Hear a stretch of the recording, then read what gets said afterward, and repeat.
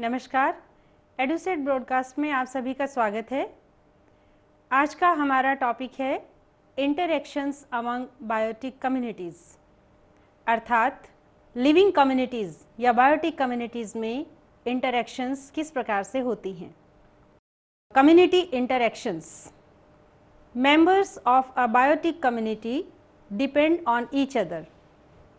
किसी भी biotic community में रहने वाले मेंबर्स आपस में एक दूसरे पर निर्भर करते हैं। 3 factors govern the ecological interactions among different populations of a biotic community. किसी भी जगह की बायोटिक कम्युनिटी को इन्फ्लुएंस करने के लिए 3 कारण होते हैं। First, requirement and mode of obtaining food. Second, type and area of shelter. And third, habits of different populations. 2 main groups of interactions occur in biotic community. Biotic community में होने वाली interactions mainly 2 तरह की होती हैं। पहली positive interactions and दूसरी negative interactions. First of all are positive interactions. प्यारे बच्चों, positive interactions वो interactions होती हैं जिसमें कि दोनों में से इंटरैक्ट करने वाले एक स्पीशीज़ को फ़ायदा होता है। These are the interactions in which either both or one of the interacting species are benefited. Positive interactions are of following types. First, commensalism. Second, proto-cooperation. Third, mutualism. And fourth, scavenging. Second type of interactions are negative interactions. Negative interactions are those interactions in which one of the interacting species is harmed. अर्थात दोनों में से एक interacting species को नुकसान होता है। These are of following types. First, predation. Second, competition. Third, parasitism. And fourth, amensalism. Now let us discuss them one by one. सबसे पहले लेते हैं पॉजिटिव इंटरैक्शंस कौन कौन सी होती हैं और वो क्या होती हैं। पहली पॉजिटिव इंटरैक्शन है commensalism. It is the relationship between the 2 living individuals of different species in which one is benefited while the other is neither harmed nor benefited. यानी 2 इंडिविजुअल्स के बीच में जो कि अलग अलग स्पीशीज़ से बिलोंग करते हैं उनके मध्य होने वाला ऐसा इंटरैक्शन जिसमें एक स्पीशीज़ को फ़ायदा होता है और दूसरा स्पीशीज़ ना ही तो उसे फ़ायदा होता है और ना ही उसे नुकसान होता है। इस प्रकार की इंटरैक्शन को कमेंशलिज्म कहा जाता है और इसके उदाहरण इस प्रकार हैं। First, the sucker fish which is scientifically called as echinus. It attaches itself to the undersurface of shark, which is a larger sized fish, with the help of its modified dorsal fin. अर्थात shark के साथ sucker fish अपने dorsal fin की सहायता से स्वयं को चिपका लेती है। The sucker fish can protect itself from the predators, और प्रीडेटर से स्वयं को बचाती है। And detaches itself from the shark to get bits of food left by the latter. Shark अपने भोजन के जो टुकड़े छोड़ती है उन टुकड़ों को ये सकर फिश खाती हैं। The shark is neither harmed nor benefited. Shark को ना ही फ़ायदा होता है ना नुकसान होता है, but the sucker fish is benefited double fold. वहीं सकर फिश को दोहरा फ़ायदा होता है, it gets food as well as protection. Second kind of example of commensalism is the pilot fish. It is also a type of fish which always accompanies the shark. The pilot fish is benefited by getting the bits of food left by the shark, while the shark is neither benefited nor harmed. Third kind of example of commensalism is of jackals. They follow a lion or a tiger, and similarly the bits of food left by the lion or tiger they are taken by the jackals. The jackals are benefited by getting the food, while the lions and tigers, they are neither benefited nor harmed. Similarly, epiphytes, which are a kind of plants growing on the trees, like orchids, mosses and ferns, they grow on the other plants and get space only from them. Otherwise, they are independent nutritionally. अर्थात nutrition के लिए वो दूसरे पौधों पर depend नहीं करते. They can make their own food, but they get the space by growing themselves on the other plants. Similarly, the egrets are dependent on the cattles. इस पिक्चर में आप देख रहे हैं ग्रेजिंग कैटल्स को दिखाया हुआ है.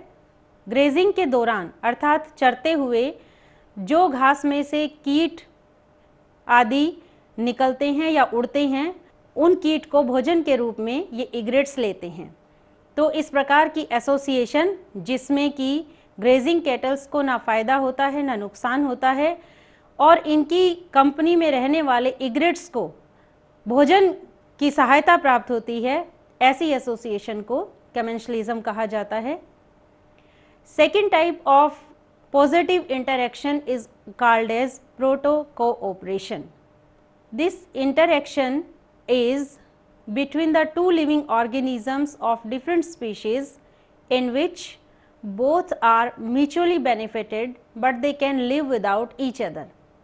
अर्थात ये एक ऐसी इंटरेक्शन है जिसमें कि साथ रहने वाले दोनों ही ऑर्गेनिजम्स को एक दूसरे से फ़ायदा होता है, लेकिन अगर वो साथ ना रहें, even then they can survive.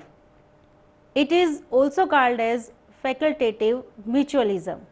For example, red-billed oxpecker एक तरह का बर्ड होता है जिसे साइंटिफिकली ब्यूफेगस एरिथ्रोरिंकस कहा जाता है, और येलो बिल्ड ऑक्सपेकर जिसे ब्यूफेगस अफ्रीकैनस कहा जाता है. Both of them live in proto-cooperation with black rhinoceros, which is scientifically called as Diceros discornis.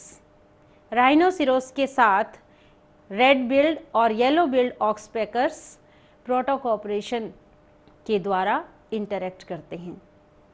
The birds feed on the ticks and other ectoparasites sticking on the skin of rhinoceros. Black rhinoceros की त्वचा पर जो परजीवी पाए जाते हैं, जैसे कि टिक्स आदि होते हैं, इन परजीवी को अपना भोजन बनाते हैं रेड बिल्ड ऑक्सपेकर या येलो बिल्ड ऑक्सपेकर. अर्थात राइनोसिरोस को एक्टोपैरासाइट से छुटकारा मिल जाता है और बर्ड्स को अपना भोजन प्राप्त हो जाता है. तो जब ऐसी एसोसिएशन जिसमें दोनों ही ऑर्गेनिजम्स बेनिफिटेड हैं, उसे म्यूचुअलिज्म कहा जाता है.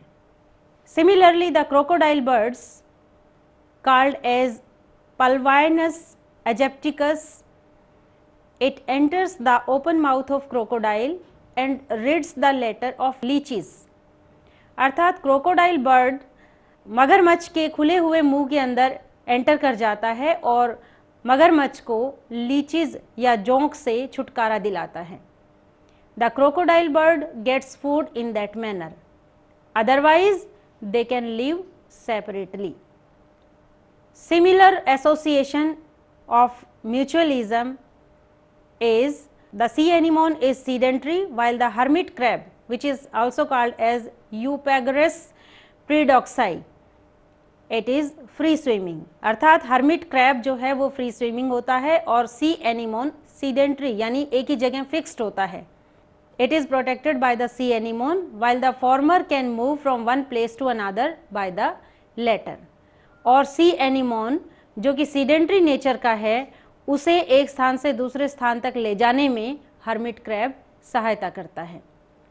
This picture shows the examples of proto-cooperation, जिसमें कि ऊपरी जो तस्वीर है इसमें एक बड़े इंसेक्ट के साथ छोटे इंसेक्ट को चिपका हुआ दिखाया गया है. नीचे का जो तस्वीर का हिस्सा है उसमें एक ग्रेजिंग कैटल के ऊपर कैटल इग्रेट को बैठा हुआ दिखाया गया है, जिसमें कैटल इग्रेट को इंसेक्ट्स या टिक्स या माइट्स भोजन के रूप में प्राप्त हो जाती हैं, और कैटल इग्रेट्स जो है वो ग्रेजिंग के दौरान अपना भोजन प्राप्त करता है। Next kind of positive interaction is called as mutualism. Mutualism is also called as symbiosis.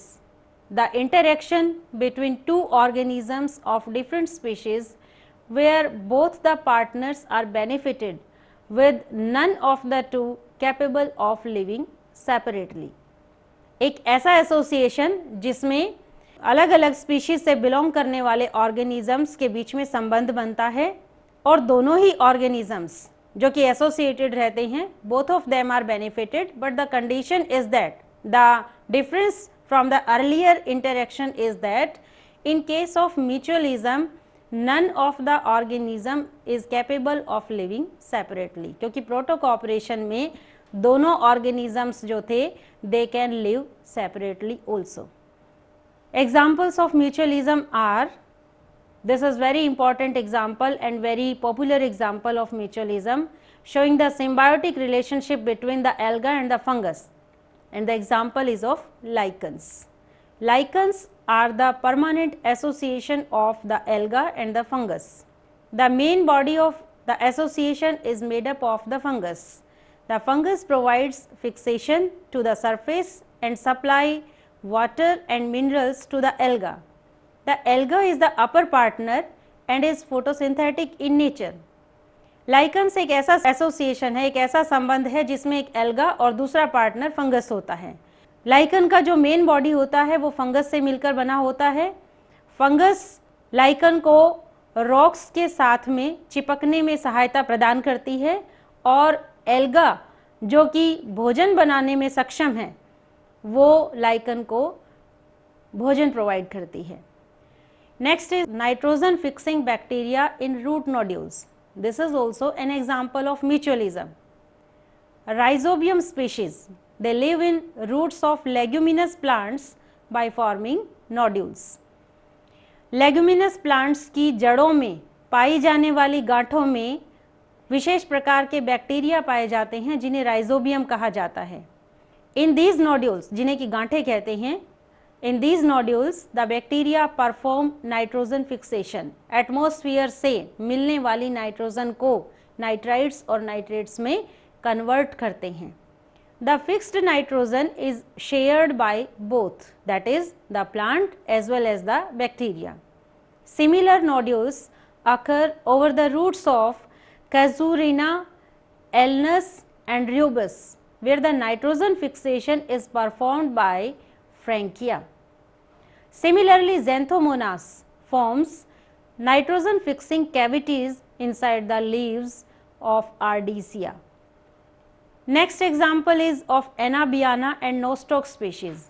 Anabaena और Nostoc दोनों ही साइनोबैक्टीरिया या ब्लू ग्रीन एल्गी के एग्जाम्पल्स हैं. Both of them, that is the Anabaena and Nostoc species, form the nitrogen fixing mutualistic fixation with Azolla and Cycas roots etc. यानी Anabaena और Nostoc के जो species हैं दोनों ही नाइट्रोजन फिक्सेशन में सहायता करते हैं, मेनली साइकस या एजोला के प्लांट्स में. Mycorrhiza is another mutualistic interaction present between the fungus and the root of the plant. The root provides shelter and food to the fungus and in turn gets nutrients in soluble form from the latter. Mycorrhiza जो कि एक प्रकार की association है, mutualism का example है. इसमें plant की रूट के अंदर फंगस प्रेजेंट होती है. रूट जो है वो सहायता करती है शेल्टर और फूड प्रोवाइड करने में जो कि फंगस को प्राप्त होता है, और प्लांट की रूट को फंगस के द्वारा सोल्यूबल न्यूट्रिएंट्स आसानी से प्राप्त हो जाते हैं. तो इस प्रकार की एसोसिएशन को भी म्यूचुअलिज्म कहा जाता है. Next example is of termites. Termites जिन्हें दीमक कहा जाता है, they feed on the wood, लकड़ी के ऊपर निर्भर करती हैं और सारी लकड़ी को कई बार चाट जाती हैं. And they do not possess the enzymes for digestion of would. और हैरानी की बात यह है कि उनके शरीर के अंदर वुड को या लकड़ी को डाइजेस्ट करने के लिए एक भी एंजाइम प्रेजेंट नहीं होता. Even then they feed and destroy the wood. They harbor cellulose digesting flagellates. Termites के बॉडी में एक प्रकार का पैरासाइट पाया जाता है जिसे ट्राइकोनिम्फा कंपेनुला कहा जाता है और ये एक प्रकार का फ्लैजेलेट होता है. This parasitic association present in the termites helps the termites in eating the wood. Flagellates are unable to live independently. So this is an association called as mutualism, जिसमें कि दोनों जो organisms है they are not able to live separately. One more example is of ruminant mammals. Ruminant mammals possess both ciliates. ये भी एक प्रकार के parasites होते हैं जो उनकी alimentary canal में पाए जाते हैं. They have both ciliates, for example the Antoidinium, and bacteria, for example Rumenococcus, for digesting the cellulose. आप जानते हैं कि मनुष्य के शरीर में सेल्यूलोज को डाइजेस्ट करने के लिए कोई भी एंजाइम नहीं होता, तो हम अगर कच्ची सब्जियां या फल खाते हैं तो वो हमारे शरीर की एलिमेंट्री कैनाल या हमारे भोजन में केवल बल्क को बढ़ावा देते हैं, रफेज का काम करते हैं. जबकि जो रूमिनेंट मैमल्स या ग्रेजिंग कैटल्स होते हैं their alimentary canal possesses some parasitic organisms like the ciliates and bacteria which can digest the cellulose. The ruminants' digestion of cellulose is made easier by the presence of the microorganisms. Next interaction is called as scavenging. Scavenging भी एक प्रकार की positive interaction है. It is the feeding on flesh of dead animals or corpses. मरे हुए जानवरों के शरीर पर अपने भोजन के लिए निर्भर करना scavenging कहलाता है. The animals feeding on dead flesh are called as scavengers. Best known scavengers are vultures, crows, hyenas, etc. Crows and ants, they are omnivorous. That is, they also feed on dead bodies and the leftovers. In addition to provide food, scavenging also keeps the environment clean and clears space. Next type of interactions are negative interactions. प्यारे बच्चों, अभी तक हमने जो interactions पढ़ी थी वो positive interactions थी जिसमें दोनों ऑर्गेनिजम्स में से दोनों या एक को फायदा हो रहा था.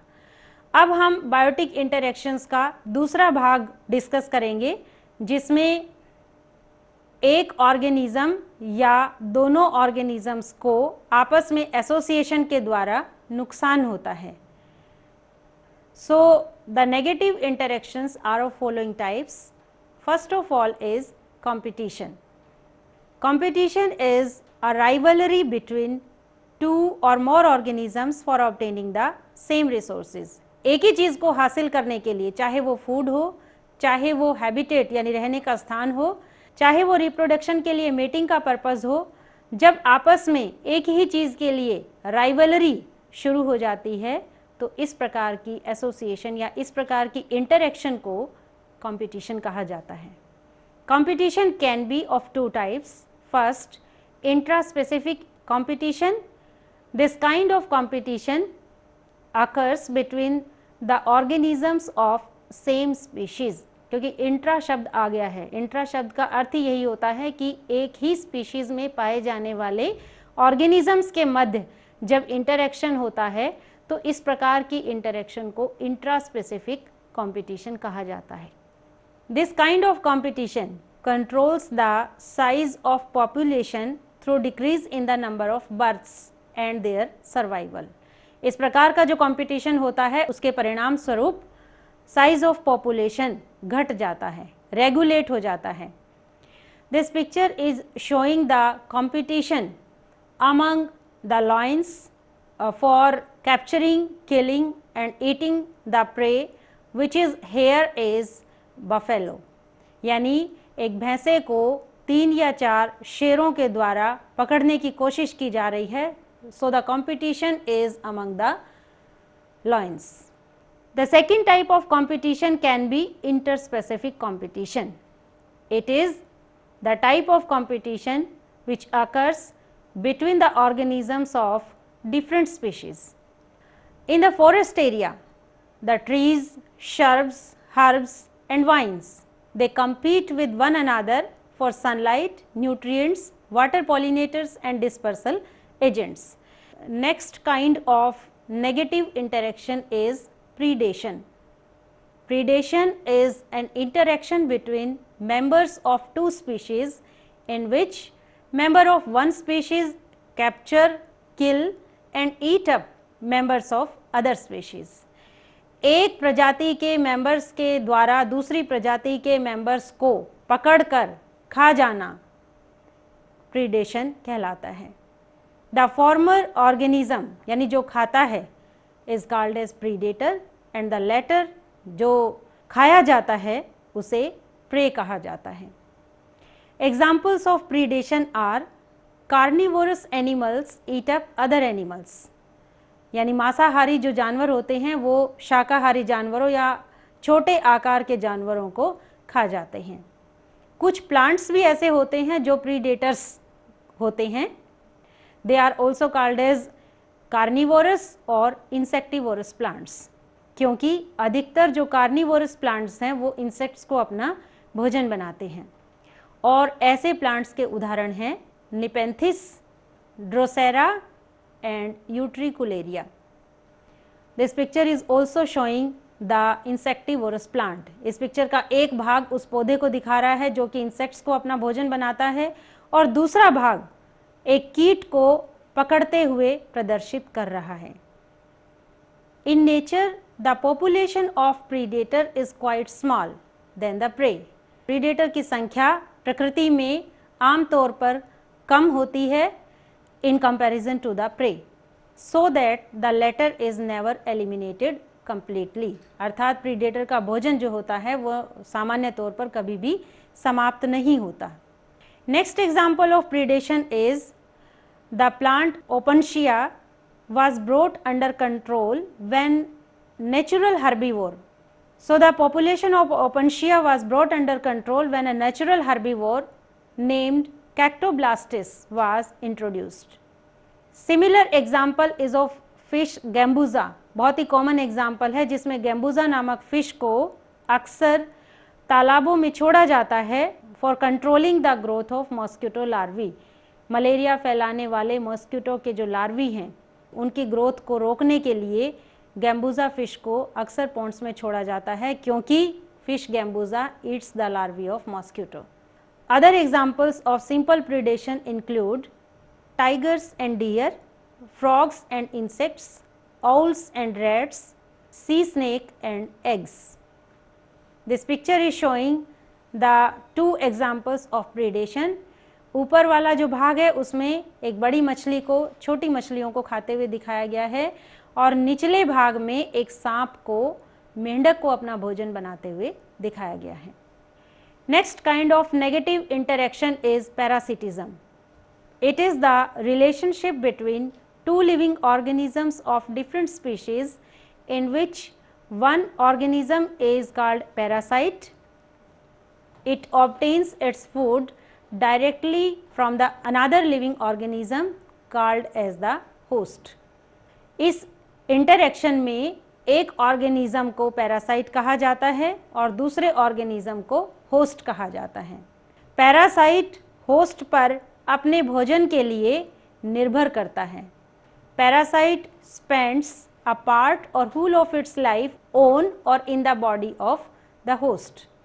पैरासाइट की प्रवृत्ति इस प्रकार की होती है कि वो अपने जीवन काल का आंशिक भाग या पूर्ण भाग होस्ट पर निर्भर करता है. पैरासाइट्स को हम कई प्रकार से विभाजित करते हैं.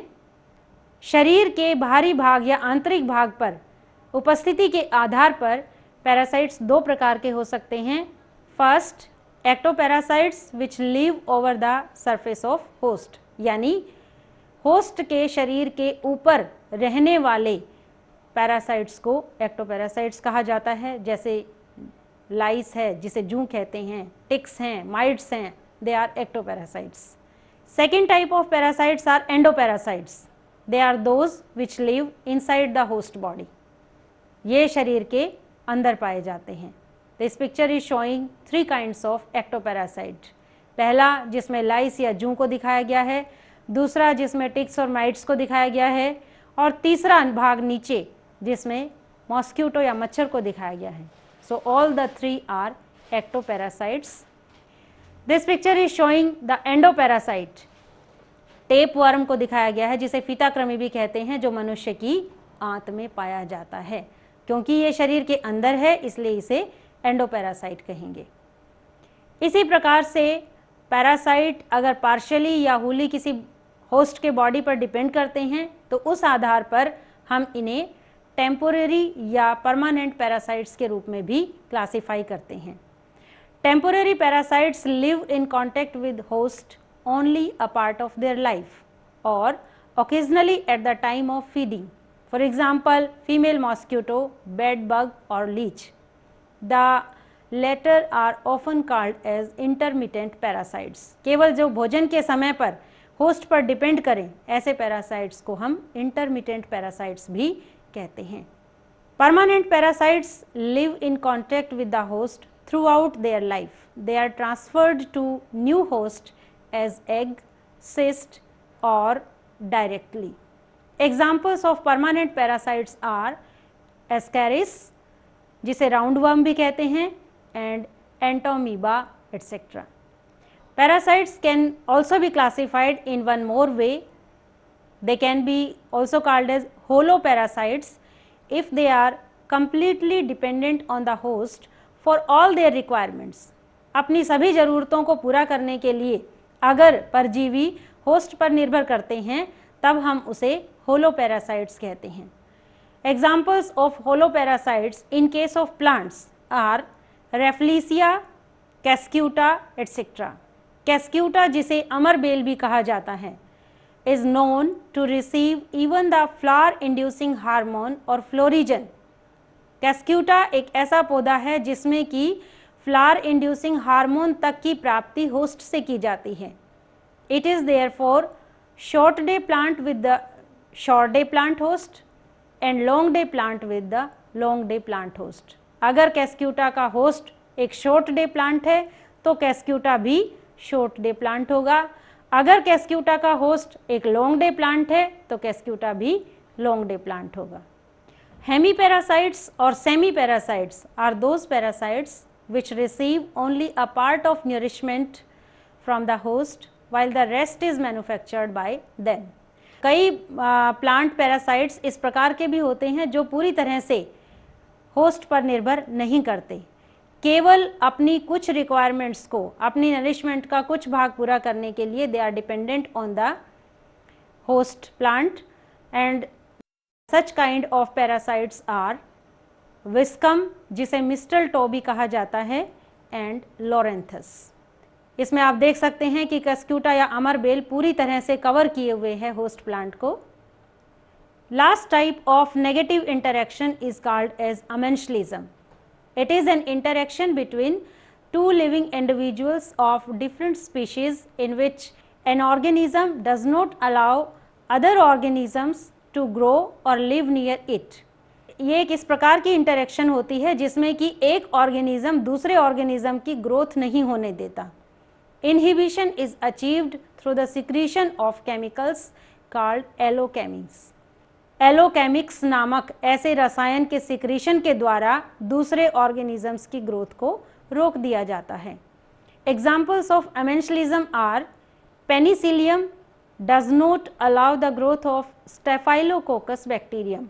पेनिसिलियम जो कि एक फंगस है, ये स्टेफाइलोकोकस नामक बैक्टीरियम की ग्रोथ को रोक देती है, और यही जो प्रिंसिपल है इसका यूज़ किया गया था अलेक्जेंडर फ्लेमिंग के द्वारा जब एंटीबायोटिक्स का आविष्कार किया गया, जिसमें कि पेनिसिलियम को एक महत्वपूर्ण दवाई के रूप में डिस्कवर किया गया था। Similarly convolvulus arvinensis inhibits the germination and growth of wheat.